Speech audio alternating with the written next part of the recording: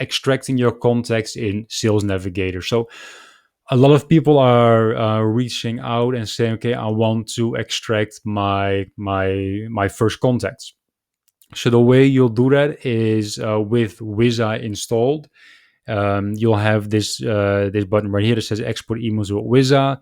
So what you'll do is you'll go to relationship, first degree connections, and then you'll have all your first degree connections. As you can see, I have around 1,500 first degree connections.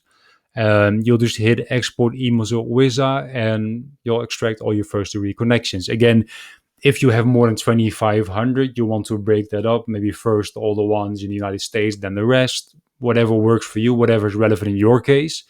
And then that way you can just export all of them.